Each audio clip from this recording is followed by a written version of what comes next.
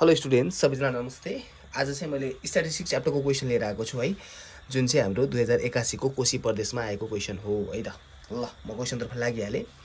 अब क्वेसनमा भनेको छ the marks obtained by the students in an exam of mathematics of 75 full marks are given in the following table भनेर भनेको छ है त।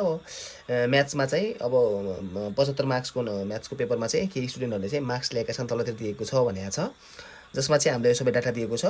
अब ए नम्बरमा चाहिँ भन्छ हामीलाई होइन, इलुस्ट्रेट द मोडल क्लास भनेर भन्छ, मोडल क्लास निकाल्नु पर्ने छ। दोस्रो नम्बरमा फाइन्ड द मिडियन, तेस्रो नम्बरमा फाइन्ड द मिन है त।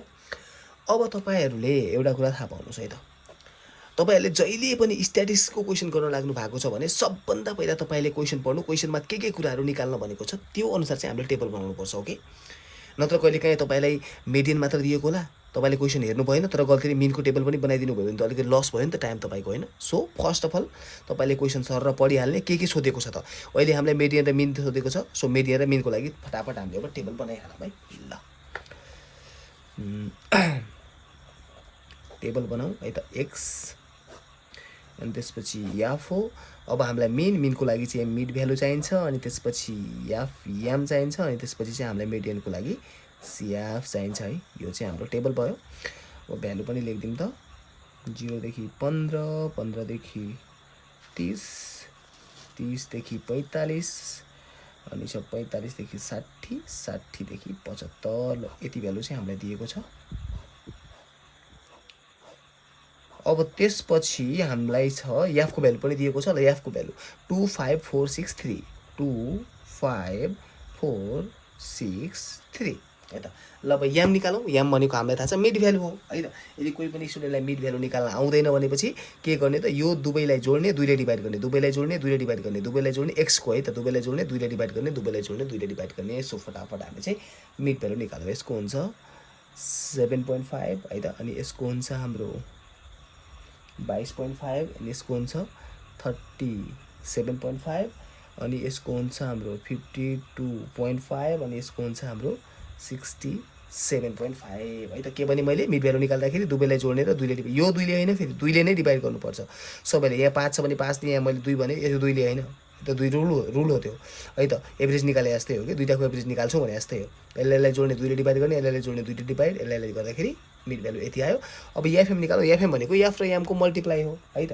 ल यसले मल्टिप्लाई गर्दाखेरि 15, अनि यो हुन्छ हाम्रो 112.5 हुन्छ, यो हुन्छ हाम्रो 150, अनि यो हुन्छ 315, अनि यो हुन्छ हाम्रो 202.5। अब सिएफ निकालौँ। सिएफ निकाल्दा तपाईँलाई आइहाल्छ होला। सिएफ निकाल्दाखेरि के गर्ने, याफको पहिलो भ्यालु एज इट इज जे छ त्यही, अनि त्यसपछि जोड्दै जाने। 2 मा 5, 7, 7 मा 4, 11, 11 मा 6 कति हुन्छ हाम्रो 17, 17 मा 3 20। अनि यान पनि निकालिदिउँ। ल यान बराबर, अब एउटा कुरा तपाईँहरू बुझ्नुहोस् है त, सिएफको जुन लास्ट भ्यालु आएको छ र याफको टोटल भ्यालु जहिले पनि बराबर हुन्छ। यदि कहिलेकाहीँ तपाईँको यहाँ मिस्टेक र यहाँ मिस्टेक, मतलब यो र यो मिलेन भनेपछि बुझिहाल्नु काहीँ न काहीँ मैले मिस्टेक गरेको छु भनेर है त। ल जोडौँ त। 2 र 5 7, 7 र 4 11, 11 6 17, 17 र 3 20 भनेपछि यो र यो के आउँछ जहिले पनि सेम आउँछ है। ल त्यसपछि एफएम छ भने हामीलाई सिग्मा एफएम चाहिन्छ अथवा समेसन एफएम। ल सबै जोडिदिउँ त। यो हुन्छ हाम्रो 795 जोड्दाखेरि है त। ल अब ए नम्बरमा त यो हाम्रो टेबल भयो। ए नम्बरमा भनेको चाहिँ illustrate the model class from the अबभ data भन्छ। अब यो डाटाबाट चाहिँ हामीले मोडल क्लास निकाल्नु पर्यो है त। अब हामीलाई थाहा छ मोडल क्लास निकाल्दाखेरि हामीले के को मात्र भ्यालु हेर्नुपर्छ, कुन कलमको, याफ कलमको मात्र है। याफ कलमको सबभन्दा ठुलो भ्यालु हेर्ने, त्यसकै करस्पोन्डिङ क्लास नै हुन्छ मोडल क्लास। सबभन्दा ठुलो भ्यालु कति छ 6, सबभन्दा ठुलो भ्यालु छ 6 भने यसको सिधा करस्पोन्डिङ क्लास के हुन्छ हाम्रो मोडल क्लास है त। इजी छ मोडल क्लास निकाल्ने। ल the highest frequency of the data is 6, so model class is equal to हाम्रो भयो 45 to 60 है त। सबभन्दा ठुलो भ्यालु 6 छ, त्यही भएर चाहिँ मोडल क्लास हाम्रो यो भयो भने। अब बी नम्बरमा छ। बी नम्बर भने चाहिँ फाइन्ड द मिडियन, मिडियन निकाल्नु पर्ने छ। ल हामीलाई थाहा छ मिडियन निकाल्नको लागि हामीले सबभन्दा पहिला निकाल्नुपर्छ मिडियन क्लास है त। मिडियन जसलाई चाहिँ एमडी भन्छ वाट है ना हो। पहिला हामीले के निकाल्नुपर्छ, मिडियन क्लास निकालौँ त। ल मिडियन क्लास है त। फर्मुला थाहा छ तपाईँलाई के हो त यसको n/2 ts टर्म है ल बराबर n को भ्यालु कति छ हाम्रो 20 ओपन 2 भयो ts टर्म डिभाइड गर्दाखेरि कति आयो त हाम्रो 10th टर्म आयो है त। अब यो जुन भ्यालु आउँछ है त यो भ्यालुलाई अब हामीले सिएफमा हेर्नु पर्यो, यो भन्दा नजिकको ठुलो भ्यालु हेर्नु पर्यो सिएफमा, 10 भन्दा नजिकको ठुलो भ्यालु है त, फेरि लार्जर भ्यालु। ल हेर्नुस् 10 भन्दा ठुलो त हाम्रो 20 पनि छ, 17 पनि छ, 11 पनि छ, but we have to see the nearest bigger value है त। नजिकको ठुलो भ्यालु, नजिकको भ्यालु कुन हो त 17 भन्दा नजिकको, 20 भन्दा नजिकको 17, 17 भन्दा नजिकको 11 हो भनेपछि सबभन्दा नजिकको ठुलो भ्यालु कति हो 11। त 11 छ भने यसको सिधा करस्पोन्डिङ क्लास कति छ 30 देखि 45, त्यही नै हाम्रो मिडियन क्लास हुन्छ। तपाईले सिक्नु भएको नै होला है। ल लेख्दिम त त्यही कुरा यहाँनिर। अब लेखौँ यहाँ इन द CF कलम है त, इन द CF कलम कति छ हाम्रो 11 is just greater than 10, so median class is equal to हाम्रो कति भयो त 30 to 45। ल मैले यसमा के लेखेँ त CF कलममा चाहिँ 10 भन्दा ठुलो भ्यालु नजिकको 11 छ, त्यही भएर चाहिँ हाम्रो करस्पोन्डिङ अथवा चाहिँ मिडियन क्लास यति भयो भनेर। ल हामीले मिडियन क्लास निकाल्नु छैन, हामीलाई त मिडियन निकाल्नु छ। ल अब तपाईले म्याथमेटिक्समा है त फर्मुलाहरु चाहिँ अलिकति याद गर्नै पर्छ।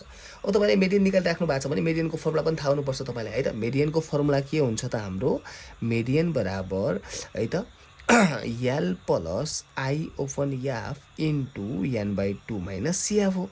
यो फर्मुला त तपाईलाई थाहा हुनु पर्यो पहिला है त। यो फर्मुला थाहा छैन भने you can not solve, simple है त। तब फर्मुला चाहिँ तपाईलाई थाहा हुनै पर्छ। ल गरौँ है त। अब त्यसको लागि हामीलाई L चाहिन्छ, I चाहियो, F n/2 CF, यिनीहरुको भ्यालु चाहिन्छ। ल यिनीहरुको भ्यालु चाहिँ अब हामीले के गर्नु पर्यो त लेख्नु पर्यो है। हियर L को भ्यालु लेखौँ है त। यो फर्मुलाको L भनेको के हो त लोअर क्लास हो है त। यो दुईटा जुन हाम्रो मिडियन क्लास आएको छ यसको सानो भ्यालु, सानो कुन छ 30, सो L को भ्यालु कति हुन्छ 30। त्यसपछि चाहिन्छ हामीलाई I है त। ल I चाहिन्छ। अब I भनेको चाहिँ यो दुईटाको डिफरेन्स हो, क्लास डिफरेन्स भन्छ। ल 45 देखि 30 घटायो भने 15। अनि त्यसपछि अब हामीलाई चाहिन्छ है त F पनि चाहिन्छ, यता F चाहिन्छ त F को भ्यालु पनि लेखौँ। F को भ्यालु लिँदाखेरि हामीले यो क्लासमा जाने है त। क्लास कति छ हाम्रो मिडियन क्लास 30 to 45 छ। त F को भ्यालु लिँदाखेरि F को कलम हेर्नु पर्यो। F को कलमको है त यो क्लासको मिडियन क्लासको F को सिधा कलमको भ्यालु नै हाम्रो के हुन्छ F को भ्यालु हुन्छ है। त कति छ त 4 छ। अब त्यसपछि CF को भ्यालु पनि चाहियो। CF को लागि पनि सेम हेर्नु पर्यो, मिडियन क्लास हेर्नु पर्यो। त्यसको सिधा करस्पोन्डिङ भ्यालु कति छ 11। तर CF को भ्यालु लिँदाखेरि एक स्टेप माथिको भ्यालु लिने, यति कुरा चाहिँ थाहा पाउनुलाई कति छ त 7 छ। अर्को हामीलाई चाहिन्छ n/2 को भ्यालु त हामीले माथि निकालेका छौं 10। ल अब फर्मुला राखौं है त। वी नो हामीलाई थाहा छ मिडियन बराबर L plus I open F into n/2 minus CF हो। ल भ्यालु राख्दिम फटाफट। L को भ्यालु छ हाम्रो 30 प्लस I को भ्यालु छ 15, F को भ्यालु छ 4, n/2 10 माइनस CF को भ्यालु छ 7 है त। ल यो भएको 30 प्लस 5 ओपन 4 इन्टु घटाएर 3। अनि यो भएको हाम्रो 30 प्लस 5 ले 3 लाई मल्टिप्लाई गर्दाखेरि हैन 5 ले 3 लाई मल्टिप्लाई गर्ने अनि डाइरेक्ट के गर्दिनु तपाईले है त। यो 15 हो, 5 हैन है 15 हो, सरी। I को भ्यालु 15 छ नि त, 15 है। र 15 ले 3 मल्टिप्लाई गर्दाखेरि कति हुन्छ 45 र 4 ले डिभाइड गर्दाखेरि इट्स 11.25 जोड्दाखेरि चाहिँ हाम्रो हुन्छ 41.25। ल यो चाहिँ हाम्रो के हो त median. Therefore the median of the given data is यति भनेर लेख्न सक्नुहुन्छ। त्यसपछि जाउँ अब सी नम्बरमा। ल हेर्नु सी नम्बरमा के सोधेको छ त हामीलाई। सी नम्बरमा भनेको छ फाइन्ड द मिन भन्छ। ल मिन पनि निकाल्दियौ है त। सी नम्बरमा चाहिँ मिन निकाल्नु पर्ने छ। ल मिन निकाल्दियौ है। मिन भनेको x बार। ल नाउ हामीलाई मिनको फर्मुला पनि थाहा छ है। x बार बराबर हुन्छ समेसन fm ओपन n हुन्छ फर्मुला। समेसन fm को भ्यालु हामीले निकालेका छौं इट्स 795 र n को भ्यालु पनि हामीलाई थाहा छ 20। ल डिभाइड गर्दियौ, डिभाइड गर्दाखेरि कति आउँछ 39.75 आयो। ल है त। अब त्यसपछि डी नम्बरमा पनि जाउँ हामी। ल डी नम्बरमा के भनेको छ हामीलाई है। डी नम्बरमा भन्छ among all the participants in the exam what percentage of students obtain marks below the model class है त। मतलब चाहिँ यो परीक्षामा जति पनि विद्यार्थीहरू छन् है त त्यसमा चाहिँ मोडल क्लास कहाँ छ मोडल क्लास भन्दा तल्लो क्लासमा है त कति प्रतिशत स्टुडेन्टहरू छन् भन्छ मोडल क्लास हाम्रो कति छ 45 देखि 60 अब यो भन्दा तल चाहिँ विद्यार्थी कति छन् 5 4 9 2 11 छन् तर हामीलाई केमा निकाल्नु पर्ने छ है त पर्सेन्टेजमा निकाल्नु पर्ने छ है ल पहिला थाहा पाउनु पर्यो नि त है त मोडल क्लास भन्दा तल कति विद्यार्थी छन् त त्यही लेखौँ त पहिला है त हियर है नम्बर अफ स्टुडेन्ट्स है त below model class model class भन्दा तल हेर्नुहोस् मोडल क्लास कति आएको छ हाम्रो 45 देखि 60 आएको छ यो भन्दा तल्लो भने त यो हो नि त हैन कति छन् 4 5 र 2 है 4 + 5 + 2 यो भनेको कति हो त 11 हो हामीलाई यो नम्बरमा आयो नम्बरमा निकाल भनेको छैन हामीलाई पर्सेन्टेजमा भनेको छ सो देयरफोर